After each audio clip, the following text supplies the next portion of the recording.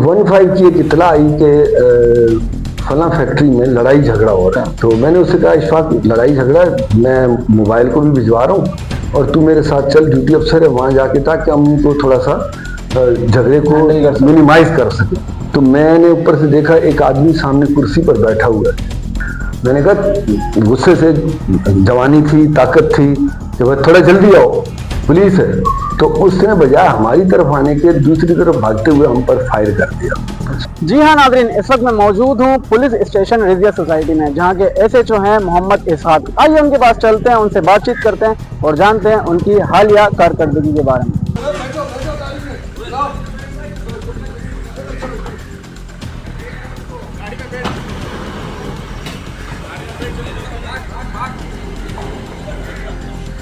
तो नाज़रीन, जैसे कि आप देख रहे हैं, इस वक्त मेरे साथ मौजूद हैं एसएचओ रिजविया सोसाइटी मोहम्मद इसहाक। आइए उनसे बातचीत करते हैं और जानते हैं उनकी कारकर्दगी के बारे में। अस्सलाम वालेकुम सर। वालेकुम अस्सलाम। सर थैंक यू आपने टाइम दिया हमें। सर सबसे पहले ये बताइए कि आपको कितना टाइम हो गया यहाँ पे चार्ज लिए हुए? मैं वैसे तो कराची में सर्व करते हुए मुझे तकरीबन 35 साल के लगभग हो गए हैं। इस थाने में और मुख्तलिफ थानों में बहैसियत एसएचओ के मैंने जॉब की है।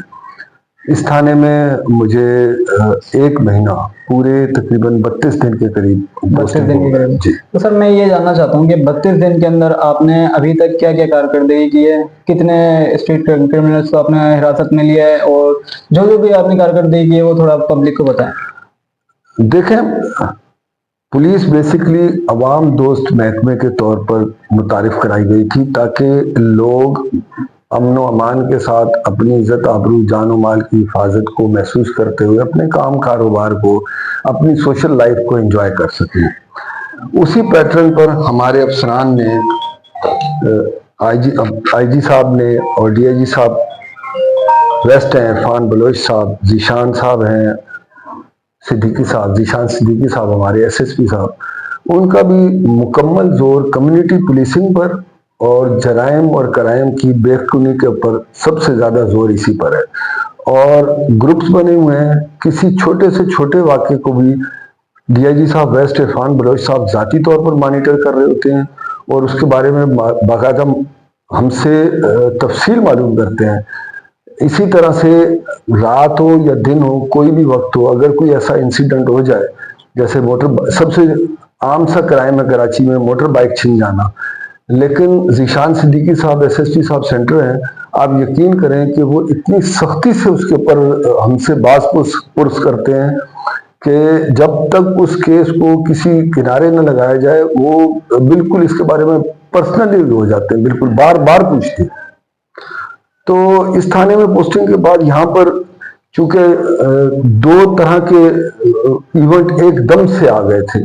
अच्छा। मुहर्रम उल हराम का इवेंट पाकिस्तान के लिए, कराची के लिए बहुत बड़ा इवेंट था। फिर जो बैनुल अक़वामी तौर पर सिनारियो बना हुआ था, वो भी किसी से ढका छुपा नहीं है। और जिस तरह की हालात और वाक़यात में हम सब इस वक्त जी रहे थे, वो भी सबके सामने है। तो बार बार मीटिंग्स की गई, बार बार कम्युनिटी पुलिसिंग पर जोर दिया गया, हर मकतब फिक्र के साथ हर सतह पर उनसे मीटिंग्स की गई, उनके जो खदशात थे या उनकी जो ज़रूरियात थी उन सब को मद्देनज़र रखा गया। फिर रिजविया सोसाइटी मेरा ख्याल है कि कराची की और पाकिस्तान की पहली रजिस्टर्ड सोसाइटी है। इस सोसाइटी के अंदर फिर सबसे ज़्यादा इवेंट होते हैं मुहर्रम उल हराम के। मेरे पास तकरीबन 12 इमाम बारगाहें हैं और इसमें 10 आशूरा के 10 दिनों में 42 जुलूस होते हैं।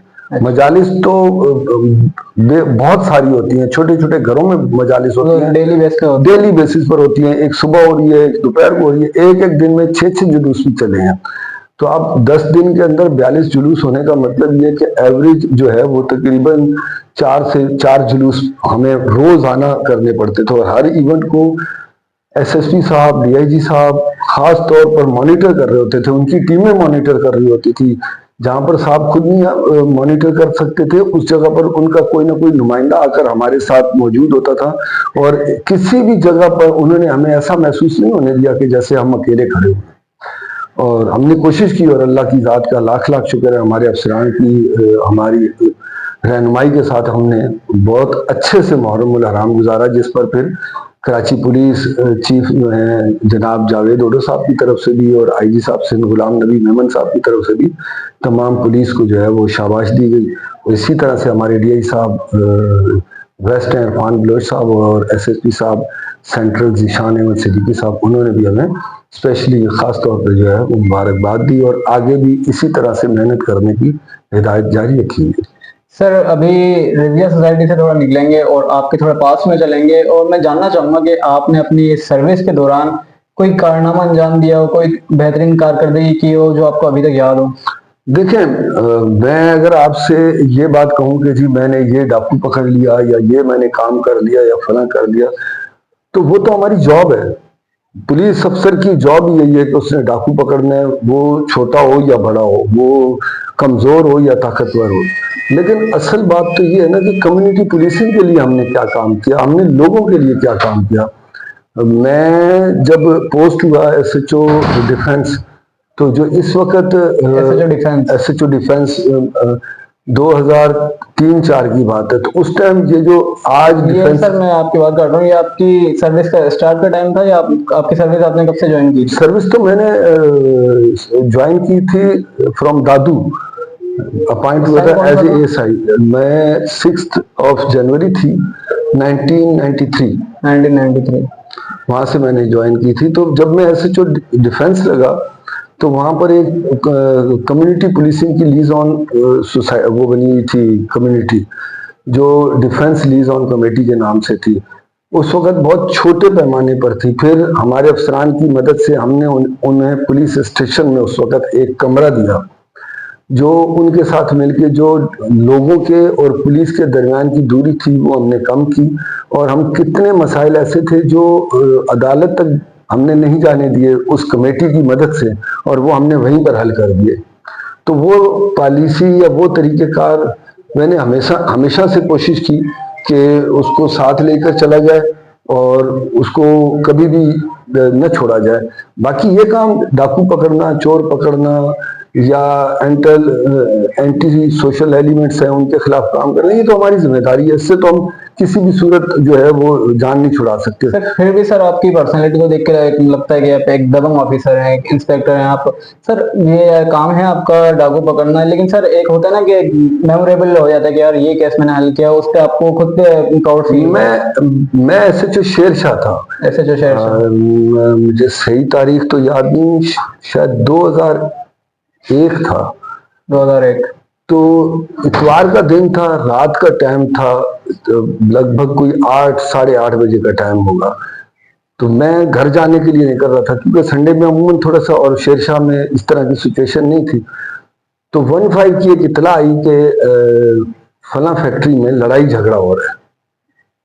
मैं उस वक्त बाइक पर ज्यादा ट्रैवल करता था और आज भी तकरीबन यही पोजीशन है। तो मैंने ड्यूटी अफसर से कहा, मुझे उसका नाम याद है, एएसआई इशफाक था उस टाइम।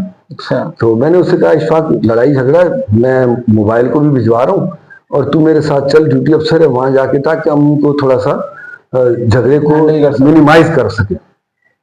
हम दोनों स्कूटर पर गए। तो उस टाइम ये मेन रोड पर ही थी फैक्ट्री, नाम मुझे याद नहीं है, धागे की फैक्ट्री थी वो। उन दिनों धागे की फैक्ट्रियां बहुत लूट रही थी। तो हम जब वहां पहुंचे तो मैंने देखा, चूंकि मेरा कद 6 फुट 2 इंच से ज्यादा है, तो मैंने ऊपर से देखा एक आदमी सामने कुर्सी पर बैठा हुआ है। अच्छा। तो मैंने उसे आवाज दी, मैंने कहा गेट खोल। तो वो खड़ा होकर हमारी तरफ चला, अभी 3 ही कदम चला होगा। तो मैंने कहा, गुस्से से, जवानी थी, ताकत थी, कि भाई थोड़ा जल्दी आओ, पुलिस है। तो उसने बजाय हमारी तरफ आने के दूसरी तरफ भागते हुए हम पर फायर कर दिया। अच्छा। और इन बिटवीन गुड लक कहे, अल्लाह की मदद कहे, कि उसका वो जो मेन गेट का छोटा दरवाजा है वो खुला हुआ था, यानी वॉकिंग डोर जो होता है वो खुला हुआ था। मेरे पास पिस्टल थी, उसमें टोटल 5 गोलियां थी। तो हम अंदर दाखिल हुए, हमने भी उसके पीछे 3 फायर किए। उसे हमने पकड़ लिया, मैंने और इशफाक ने। उसका पिस्टल इशफाक ने ले लिया, मैं अपने पिस्टल के साथ था। इतनी देर में मोबाइल भी आ गया। हमारे टीपीओ थे सैयद खुर्रम अली साहब, आजकल एडिशनल आईजी हैं, पंजाब में किसी जगह पोस्टिंग हुई थी। हम वहां पहुंचे, आगे गए, आगे जाकर हम 2 हो गए, फिर हमने उसको बांध दिया रस्सियों से। आगे फिर हमने एक और आदमी पकड़ लिया, गेट पर चौकीदार था उन्हीं की तरफ से। इस तरह हमने 3 डाकू जो थे वो पकड़ लिए। पिस्टल उनके पास एक ही था जो हमने पहले वाले से ही ले लिया। ट्रक उन्होंने लोड किया हुआ था। बाद में जब हमने उसको इंट्रोगेट किया और आगे लेकर चले तो वो तकरीबन 7-8 फैक्ट्रियां लूट चुके थे। उनका पैटर्न क्या था, वो 3 आदमी जाते थे, पहले जाके उनके चौकीदार वकीदार को वो कमरे में बंद कर देते थे और बंद करने के बाद वो दीगर लोगों को जो है उनको कमरे में बुला के बांध के और फिर मजदूर और ट्रक ला के उसके अंदर वो धागा लोड करके ले जाते थे और कहीं भी बेच देते थे। तो ये एक बिल्कुल अननेचुरल सा मामला था जो मुझे याद रह गया। सर ये लास्ट में ये बताइए कि रिलीजियस सोसाइटी को अगर हम थोड़ा पास में देखें तो ये खौफ की अलामत है, लेकिन अभी अगर आप प्रेजेंट इसकी सिचुएशन देखें तो अभी आप कैसा महसूस करते हैं कि ये इलाका, यहाँ का थाना, यहाँ का माहौल आपको कैसा लगता है? देखें, हर चीज वक्त के साथ चेंज हो रही है। और मैं बार बार अगर अपने अफसरान का नाम लूं तो कुछ लोगों को एतराज हो जाएगा, लेकिन हकीकत हाल यही है कि जो इस वक्त हमारे सरबराह मौजूद हैं वो छोटी छोटी चीज को बहुत बारीक बीनी से देखते हैं और हर बात की हमसे पूछ यानी मालूमात ली जाती है, हमें उसके ऊपर जवाबदेह होना पड़ता है। तो अल्हम्दुलिल्लाह इस इलाके में हालांकि मेरी एक तरफ जो है वो जहानाबाद की पाक कॉलोनी का इलाका लगता है जो कि किसी भी शख्स से ढका छुपा नहीं है, सिर्फ नदी के 2 बीच में हैं किनारे हैं और वहाँ उस तरफ लोगों का क्या मामला है और किस तरह से, उन सब चीज़ों को मैनेज करने के लिए हमें बहुत मेहनत करनी पड़ी। और आज आप बेशक बाहर निकल के देख लें, लोग अगर 100% नहीं तो मैं समझता हूँ कि 70 या 80% लोग बड़े मुतमईन और आराम और सुकून से यहाँ जी रहे हैं। ठीक है सर, थैंक यू, बहुत अच्छा लगा आपसे बात करके। तो नाज़रीन, ये थे SHO रिलीजियस सोसाइटी मोहम्मद इसहाक जो अपने कारनामे और अपनी कारकर्दगी के बारे में हमसे बात कर रहे थे। हम फिर मिलेंगे एक नई वीडियो के साथ और एक नई इन्वेस्टिगेशन के साथ। अस्सलाम वालेकुम।